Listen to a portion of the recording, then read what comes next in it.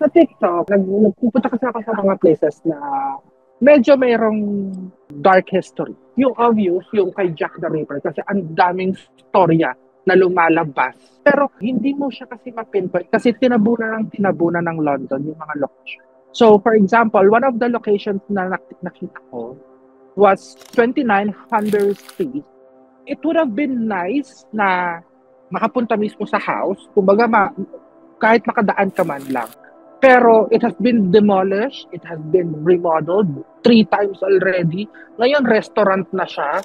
Pero if you are, like for example, a sensitive, pag nakapunta kayo dito, it's called upmarket. It's like food stalls from all around the world. Tapos may mga tiyanggian din sa loob. Kahit na gaano kadami ang busy ng tao, it's just dark.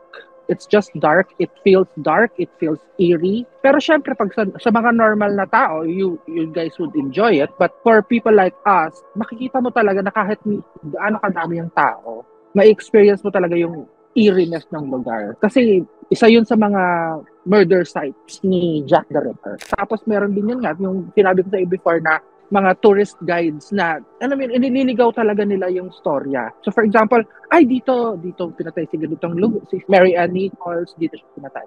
Pero if you're a sensitive, you'd know that it's not that place. It's somewhere else. So yun ang gusto kong dive kasi it's not just parang i-uncover mo ang totoo or anything. It's just that there's so many stories that could be told about the place. Kaya nakaka-bad trip yung TikTok ni Sam. Hindi ko pinapanood. Actually. Yun nga yung ganun ko. Yun nga yung isa sa mga parang gusto kong mangyari. That if you are indeed a sensitive, then, you'll be able to see imprints.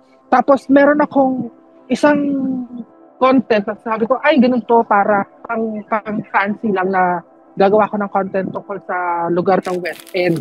Di ba, Broadway yun. Ganyan. So sabi ko, lakad-lakad lang ako. Tapos may nakita akong spirit. Sabi ko, yun.